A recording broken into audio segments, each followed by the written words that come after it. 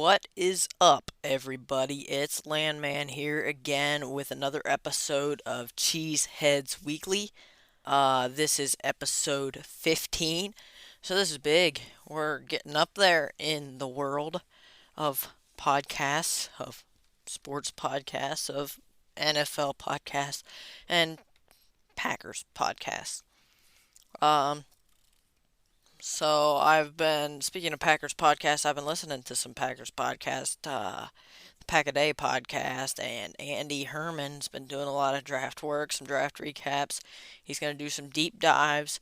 So these players I'm going to talk about, we're going to go over some draft grades, and then also, um, talk draft recap, draft grades, and then, um, Andy Herman is the guy you gotta listen to. He does the deep dives and stuff. I'm not gonna go near as in depth to that as that. That's not what the show is. But he's gonna do a deep dive on every single one of these picks. I'm gonna go on record right now and say this is the best draft that Brian Gutekunst has ever done for the Packers. I think this is gonna be his best draft ever.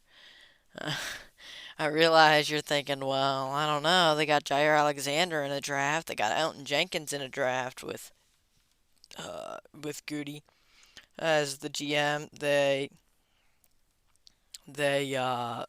got Christian Watson last year, Romeo Dobbs. They got Rashawn Gary. Like they got all these guys. How is this draft gonna be better than those drafts? Well, for one thing, those drafts, not that a whole many players panned, which not normally do a whole lot of players pan. But I think this is going to be a really great draft, and I'll tell you why here in a bit. But before we get started, we had 13 listens on our last episode. We had a guest on the show, which was great. Talked some draft stuff, preview some guys. Uh, But we got the Q&A and polls on Spotify. I'd like to see some more participation in that, especially the Q&As, but also the polls. Last two weeks for the polls, I believe we only had one vote. Although actually, I'm not totally sure about last week. But we definitely could get better there. I'd like to see more participation there. Um, and then voice message. I'd like to see some voice messages come in. Okay, so actually, last um our last episode we had three votes besides mine, so that's great. Great to see that. And link in the description. Send in a voice message. I'd like to see more of those as well. Those are a lot of fun, more discussion, and you can send in question, hot takes. You can disagree with me. I would. That's what creates some great discussion. So you Packers fans out there and anyone who knows anything about the Packers, feel free to let it rip in a voice message, and we can play that on the show, and I will um, tell you where you're wrong. We're available on Spotify, Google Podcasts, iHeartRadio, Stitcher, and Pandora. New episodes every Tuesday. Tell your friends about the show, please. Also, rate the show. That helps get the show out. Both of those things help get the show out to more people. So we can continue to build the show and make it better for you in the future. Get some more guests on the show, maybe, is what would happen with that. And everyone likes having guests on the show. I especially do. It's great to be able to actually discuss stuff with people. So yeah, last week was great. Had a lot of fun talking draft stuff. But you can also hit the bell on Spotify to get notified when a new episode comes out. That's on Spotify. There might be a few other platforms you can do that too, but Spotify is what I use to listen to podcasts. So, and it's also my platform uh, is Spotify for podcasters, which used to be Anchor, um, and so they do a lot of stuff just exclusively for Spotify podcasts, and that works great for me. So Before we get into our draft grades, I would like to. We're gonna do draft grades of just day one and day two because the Packers picked 13 players, and so we're not gonna do them all in this episode. Keep it a little short. And if you ask me, the Packers had a great day three. I think day three was my favorite day of the draft. And you're like, what? That's when most people stop following the draft. That's where I used to stop following the draft. But I kept looking at day three and kept seeing players that I absolutely loved going to the Packers, and I am just stoked to see them there. But that's next week. I will say this. Unfortunately, I did not make this known to you all on the show last week. I should have. But I made a prediction, told Robin about it, who we had on the show last week. Texted him, and I'm like, hey, what's your prediction? Because I think Lucas Van Ness is going to be the pick in the first round. I think they're going to stay put. They're going to draft Lucas Van Ness. 50% voted for that pick in the poll. Now that was what would you like to see happen in the draft, not necessarily what's your prediction. And also, um, I was one of those guys who picked Lucas Van Ness in the poll. So that hardly counts, but someone else did. Um, and we also had a vote for Jackson Smith and Jigba, and one vote to trade up. And I believe if they would have traded up, it probably would have been to get Tyree Wilson. Um, no, they would not have tried to get Jalen Carter, even though he did fall a ways. Packers, even if he fell all the way to 13, Packers didn't have to do anything about it. They wouldn't have picked him. I know they wouldn't have picked him. He was not on their board, and there was no way he was going to get on their board, I don't think, because the Packers draft high, good character guys. That's why they didn't pick George Pickens last year, and we saw that on the field. He has some issues, and so I'm very happy that they did not pick him, and I'm happy that they didn't pick Jalen Carter. Now the Eagles got him. Was that a good pick? I think it will be. If he doesn't have the off-field issues, that is an absolute steal for the Eagles and a great pick. But Packers are a team that don't want to risk that, and I'm very much grateful for that because I don't want that kind of drama on my team. Uh, Before we get into the draft grades, like I said, I'm kind of going all over the place because I was so excited. The draft was so much fun. It's over now, and I'm still excited. I'm just as excited as I was for the draft to begin. Um, yeah, I'm maybe even more excited now just seeing all the players that they picked, and I was very happy with the way the draft went. This is why Gutey is a great GM. Um, he sticks to his board, okay?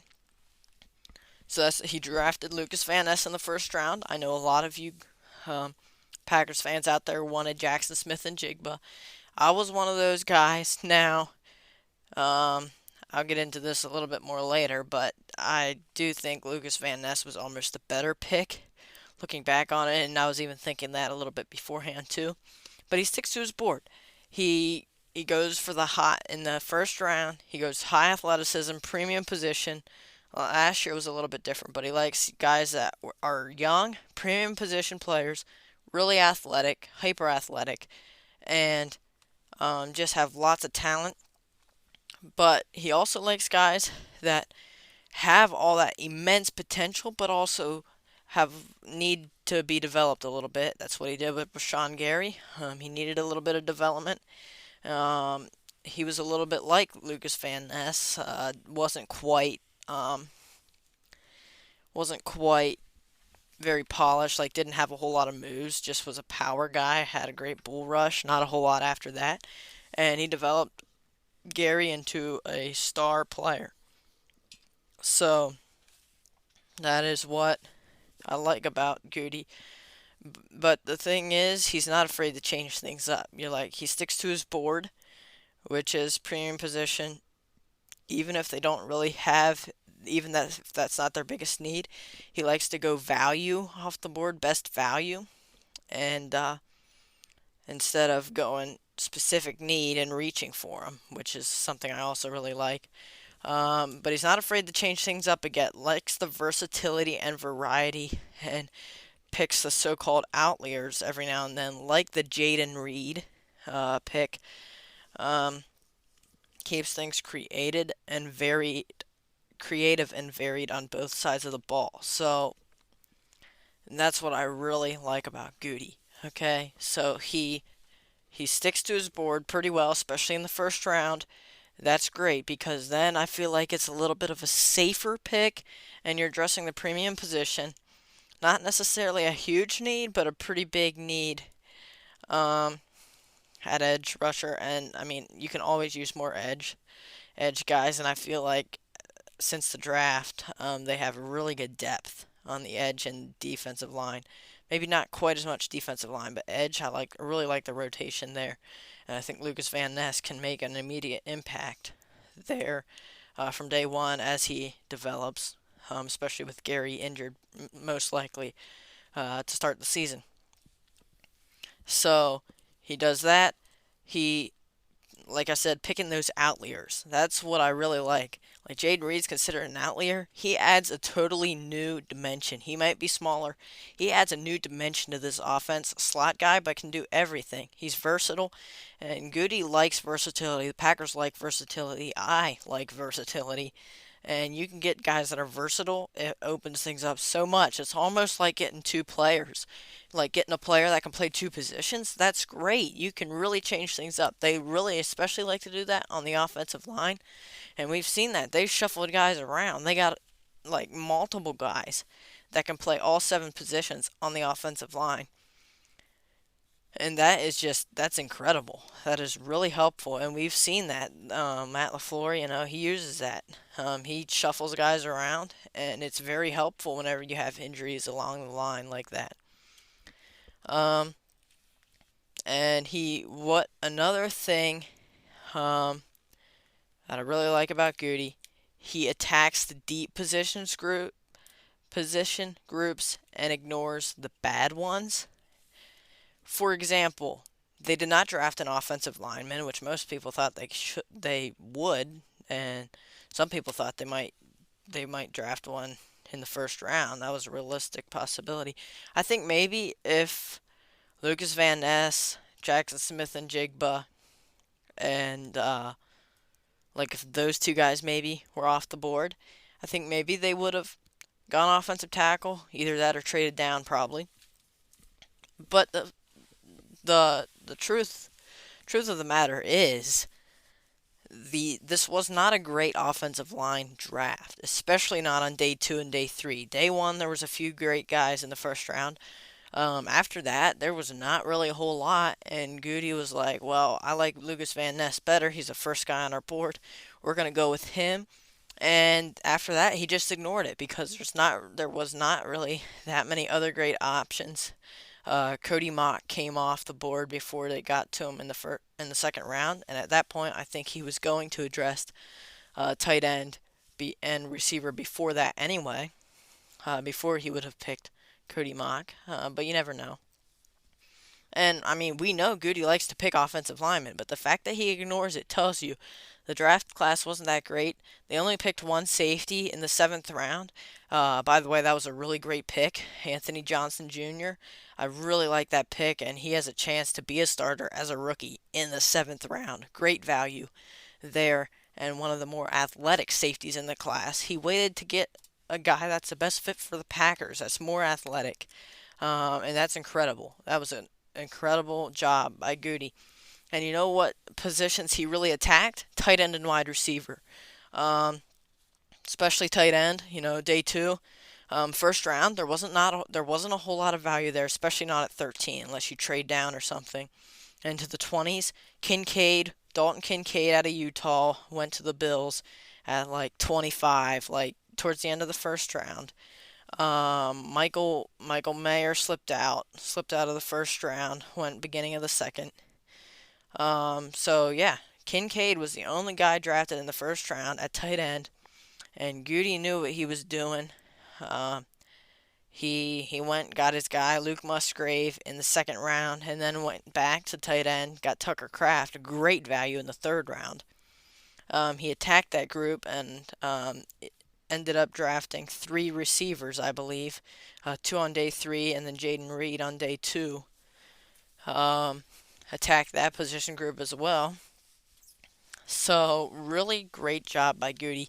And this draft was a great example of how Gutey is really a great GM, really great at his job.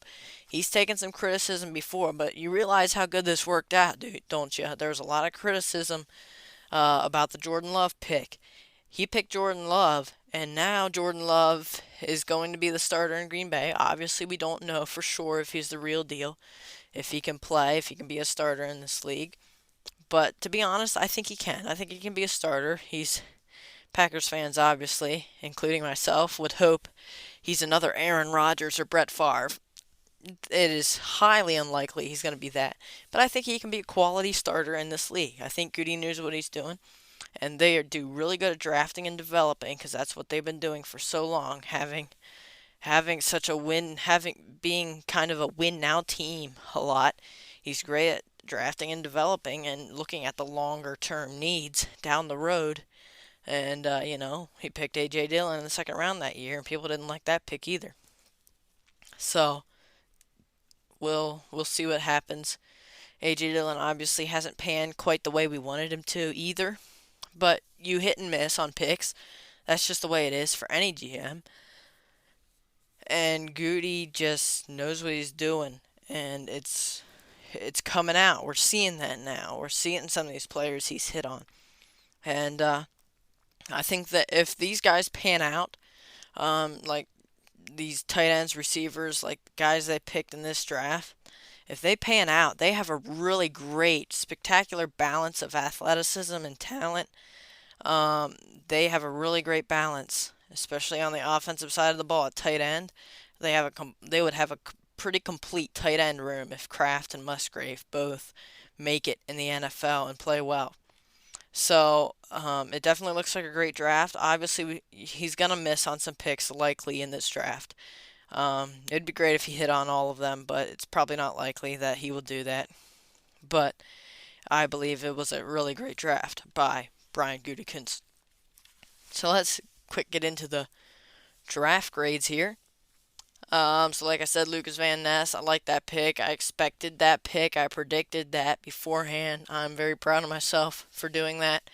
Unfortunately, I didn't announce it on the show, so it's not terribly official because you guys didn't actually hear it come out of my mouth yourself. I should have done that. I should have had us both make predictions last week. That would have been great, but I did not. But I graded Lucas Van Ness at an A. Straight A. Not an A plus, because I believe there are lots of Packers fans who would have liked to see Jackson Smith and Jigba drafted. Now here's the deal. Going into the draft, I'm doing mock draft simulators, using the mock draft simulator. I'm doing mock drafts, looking at mock drafts, and I'm thinking, people are thinking they're going to do Jackson Smith and Jigba or tight end in the first round. I did not really expect that, to be honest. I thought Lucas Van Ness would be on the board. I figured Jackson Smith and Jigba had a pretty good chance to be on the board too, and he ended up falling to like 20 or something and went to the Seahawks. But I liked the Lucas Van Ness pick just because I thought day 2 was a sweet spot for tight ends and wide receivers. And then they addressed their edge, and they don't need to address edge really again in the draft if they pick Lucas Van Ness. And that kind of opened things up on day 2. We saw that on day 2, and also some on day 3. They picked some guys that could do something on the edge as well, but in Kobe Wooden and Carl Brooks. But we'll talk about those guys later. So that's why Lucas Van Ness is an A, not an A plus. But I think this is a really great pick for the Packers, and I think in the end it actually worked out better than if they would have picked Jackson Smith and Jigba. At least if these guys on day 2 and day 3 pan out the way Packers hope they do, and Packers think they will. That's why they picked them. They think they're going to pan out in the NFL. But every pick's a gamble in one way or another. But I think they're going to end up with some really great studs coming down the road, coming out of this draft. Luke Musgrave was their pick at number 42, the pick they acquired in the Rodgers trade from the Jets, which they acquired in the Elijah Moore trade from the Browns. And he was picked over Darnell Washington. There were some reports coming out as he slid all the way down to the end of the third round. They could have picked him in the third round, too, I believe. Steelers picked him then. But injury issues. Teams were concerned about an injury, and apparently for good reason, because no team picked him till the end of the third round. So that's pretty interesting. Obviously, was not on the Packers board there because they took Luke Musgrave. In the end, I like that pick better than Darnell Washington. I like Darnell Washington, but now that I think about it, dude, which is more important, run blocking or pass catching? Obviously, pass catching. Luke Musgrave's got the pass catching. Now, we knew Washington had some potential in that department. Everyone watched some of his highlights, his one-hand catch in the combine, stuff like that. Yeah, he could have very easily become a very good pass catcher for Green Bay. But I like the Luke Musgrave pick because it's much more of a surety that they can get that they got a really good pass catching tight end. Out of Oregon State, I gave him a B plus. Now don't get me wrong here, I really like this pick. He's athletic, great pass catching guy, and okay as a blocker. I think he can get better as a blocker. The reason I have him at B plus is because I am a little bit concerned about his production and injury history in college. He did not have much production at all in college, and that's mainly because of injuries. While that certainly doesn't always translate to the NFL, and I think it's a great pick, and I think the Packers know what they're doing. They obviously weren't concerned about the injuries now. He's still very athletic and everything. As long as he isn't hampered by that in the NFL, I think this is a great pick. But that is why he is a B plus, and I do have a little bit of concerns about that. Other than that, I love the pick. So their second pick in the second round, they traded back twice and acquired a fifth and a sixth pick and drafted Jaden Reed at number 50 out of Michigan State. Now, some people thought this was a little bit of a reach. He's also a little smaller and struggles at times with concentration drops. I think they could have got him in the third round, and they got Tucker Kraft in the third round, and he could have very easily went in the second round. But obviously, they didn't need Tucker Kraft. I think he was just kind of a bonus, and they're like, wow, he's still here? Okay, we'll take him. And so they went out and got Jaden Reed. That tells you right there he's a smaller receiver, and the fact that some people think that's a reach, that tells you Gutey really likes this guy. Packers really like this guy, and he's got some juice, man. He's going to be able to run routes. He's got speed. He destroys pursuit angles. He did in college, at least. It's not going to be quite the same in the NFL. He absolutely mossed people. You heard from Robin last week. He really liked this guy. Thought he was an absolute aminal. Notice how I said aminal. Sorry. I do that all the time in my own house. Just because I do. For fun. It's a great way to say animal. But, yeah. Thought he was an absolute baller of a guy, plays a lot bigger than he is, and just goes up and mosses guys that are like way bigger than he is. And so obviously concentration drops, that is an issue. Hopefully he can clean that up. But Watson and Dobbs had some trouble with that their rookie year too, and I think they're going to be just fine. This guy's a playmaker after the catch, big time yak threat with stiff arming guys, spin move, so shifty. Looks very shifty and can vary his speeds very well and just fakes guys out so well. After the catch, I gave him an A minus just because it could have been a little high, but other than that, I love the pick. He does have a few weaknesses, but yeah, I do love the pick, even if it wasn't the ideal spot. And then in the third round, they got Tucker Kraft out of SDSU, South Dakota State University. This guy is another great yak guy. He's kind of a complete tight end, just not as polished as like Luke Musgrave. And he's got athleticism, over 9 for the RAS score. And I'm really excited about this pick. I think this really completes their tight end room. They got the H-back and Josiah DeGuara. They got Luke Musgrave, who's a field stretcher, pass catching threat, can really threaten the seam. And then they got Tucker Kraft, who can do a little bit of everything. Catch passes, has strong hands, be a red zone threat, can block a little better than Musgrave, and still not the greatest blocker, but I think he'll get pretty good at that. At least to what Tunyon did, I think. Maybe not a Mercedes Lewis or anything, but that's fine.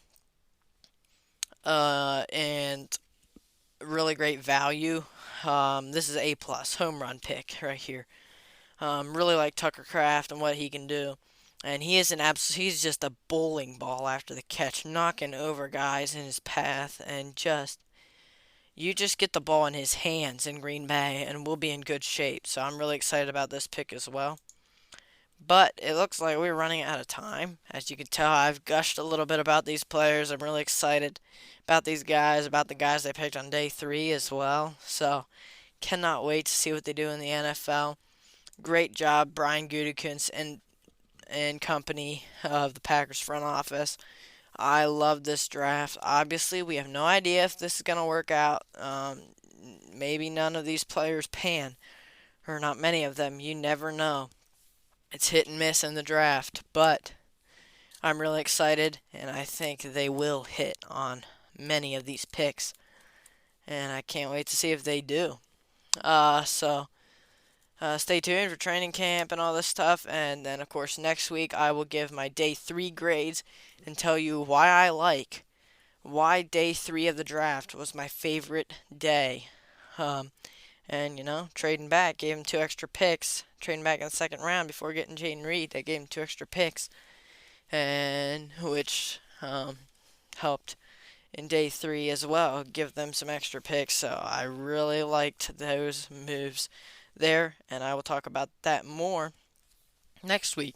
So, like I mentioned earlier, participate in the Q&A and polls. Send in a voice message. I would love to see what you guys think about what they did in the draft. You know how excited I am, so I'd love to see what you think about that. And if you disagree with me, feel free to send that in. I do not care one bit. New episodes every Tuesday. Tell your friends about the show, rate the show, and hit the bell on Spotify to be notified when a new episode comes out. Thanks for listening, everyone, and I will talk to you later. Goodbye.